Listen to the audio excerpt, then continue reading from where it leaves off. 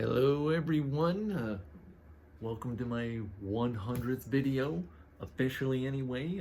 I think I deleted a couple, so this might actually be 101 or 2 or something, but officially speaking, this will be labeled video number 100. And I did find a book tag that'll fit the bill pretty well. Very quickly, everyone's doing like their September wrap-up, and here's mine. 7 Dresden books. I'm on the 7th one now. That's all I did in September. That's all I read. That's it. I don't know when I'm going to stop until they're done or I get sick of them. That's about it. So I will talk about some books I bought, but let's get to these tags. This comes from, I got this from Book Time with Ryan. I do not know if he came up with this one, but he does have an active channel, which I haven't gone to, but he looks like he's doing well there, so I'm going to have a look at him. But question number 1, how long did it take you to get to 100 videos? So the first video was uploaded on January the 11th, so here we are on October 2nd, so not quite 9 months, 8.5 months or so to get to 100 videos. Shorts help. I try to do one a week. But lately, because I have some time off, I've been doing maybe a couple of weeks, so that helped out quite a bit. Question number 2, look back at your first video. How does it make you feel? All I did was take the phone and go along each shelf real slow, so you at least have some kind of time to see what's there, all along the walls of my apartment, and put the Blue Danube behind it, music behind it, and that was it. That was my first one. Didn't talk. I think I talked at the end, and I like it. Just a little quick something for you to have a look at. Do a little shelf reading. Question number 3: which video has been your most successful? So that's actually a short which I clipped out of another book tag video. And it's called Why Do You Like Reading? And that wound up with 3,100, I think, 3,109. Why do you like reading? I like reading because it takes you away. It's a great escape. But you can watch the video if you want, give it another view. Some of these are good. The shorts do better than the long ones by a rather drastic margin. I think my longer videos get like 20-something views. There's some with a few hundred. There's one with 1,000. A lot. The other one is I read One Piece and I happened across a chapter 195, where Zoro lifted 3 stories of building off of himself, and I thought, I wonder how much that weighs. And I looked up some info and I calculated it out to about 340 to 900 tons. So these Hulk strength, right? So there's about 4 videos of these strength feats that the guy did, and those usually do pretty well. Let's go to question number 4. Which videos are you most proud of? I guess there's one, I did a Star Wars overall video, and one concerning the Chronicles of Thomas Covenant the Unbeliever, which is my favorite fantasy series of all time. And I think those came out pretty well. Put some work into them, which has something to do with another question here. I did make a mistake on my Star Wars. Look, I wear Star Wars shirts. I have a Star Wars collection for my dining room. So I've been one of his millions of children since George Lucas's millions of children since 1977, and I messed up in that video. So I was like, how many Star Wars movies has there been in theaters? Don't get this wrong. Well, I got it wrong. I said 11. There's actually been 12. Most people forget about the Clone Wars cartoon was a movie first. I forgot about Solo, even though I liked the movie. So a little error on my part. Number 5, which video has been the biggest disappointment? I'm not really sure. Like I did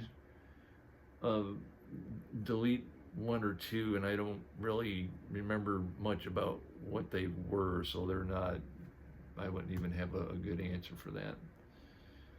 Number 6, has your channel changed over the course of producing 100 videos? If yes, is there a video that stands out as being your turning point? Nope. This is it. You look, I either sit here, I sit over here on the floor with the light coming in that way, hit record, blah, blah, blah, and hit end, and that's it. Just fill out the hashtags and make it public, and that's it. I tried some thumbnails. The best thumbnails I've used are ones that are already made, like some book memes that you can just get for nothing. And other than that, I can't wait to see what the thumbnail is going to look like for this one. Yeah, using YouTube's bad ones. Number 7, I guess I have to skip. If you organize your videos in playlists, is there a playlist you think is especially? I don't do any playlist for these. Number 8, which video did you put the most work into producing? That's probably the Star Wars one and the Thomas Covenant one, because I had to get everything out and get them on the shelf and set it all up and think about what I was going to talk about the most over approximately 30 minutes for each video. So that's the most work I've done for the. Oh, that's getting a glare on it, isn't it? I got the sun coming in through the blinds there. Well, it brightens up things up, right? Number 9, are there certain videos your subscribers seem to like? Well, like I said, it's the shorts, and it's the One Piece ones, especially Zoro's Strength. All these One Piece, yeah, they do like hundreds, if not over 1,000.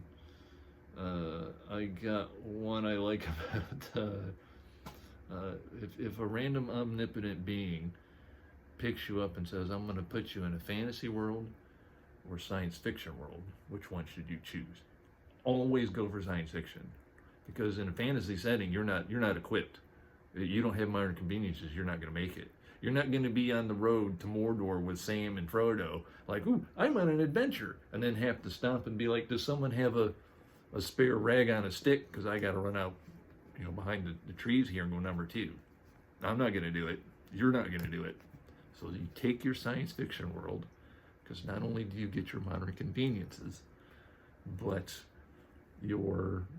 any given sci-fi world has robust virtual reality, so you can get a fantasy fix that way if you really need one.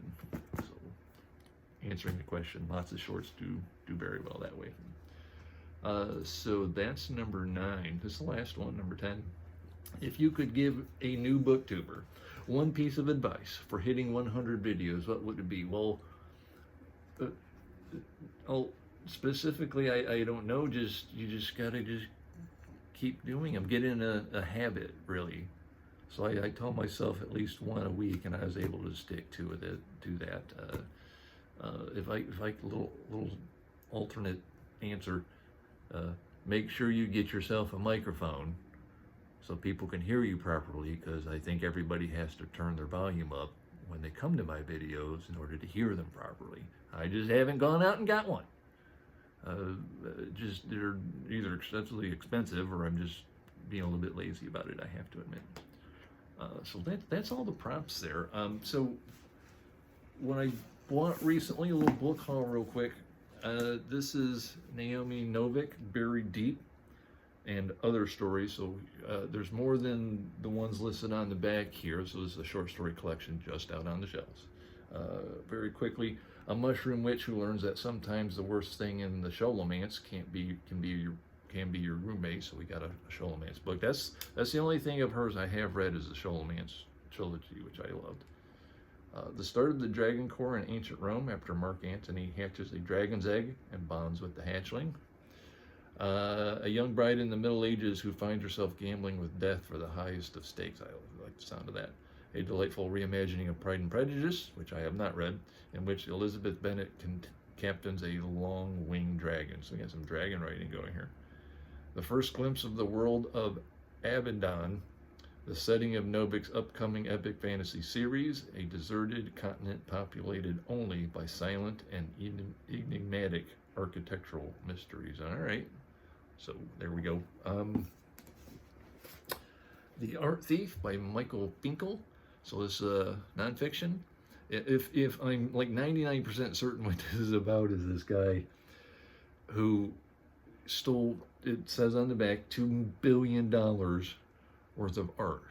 And this was no, unless some of the stories are a little bit different, or I got this completely wrong, there's no high-tech, like jewel thievery type action going on here. Dude would walk into a museum, there's no cameras, there's nobody standing around, he just take it off the wall and run out the door with it, put it in his car and take it home. and put it in his attic. $2 billion worth. He did, the spoiler alert, he did get caught. It was all in the news and everything, but this is the story of how that happened, like that. I watch a channel called Roy Reads Anything, and apparently it is Occult Detective Month, and I didn't start Dresden for that, but it just happened to be a nice coincidence. And on his channel, he showed off this thing by John Linwood Grant, The Unkindness of Shadows. Ooh, look at that cover. Yeah, so what do we got here? Justin Margrave is, according to Priya Sharma, the finest traveling companion that you could hope for when returning into the dark world of art and arcane. An erudite and cultured art critic based in London in the mid-1970s, he is not an occult investigator per se, but a queer man of curiosities with an unusually open mind and talent for solving dire situations. So, cover alone and advertising on another channel. I love getting book recommendations from booktubers. So that's really all. That's it. Video number 100 done and in the can. I guess the next big one, maybe a birthday video, and then a 1-year anniversary. That's it for me for now. Thank you very much.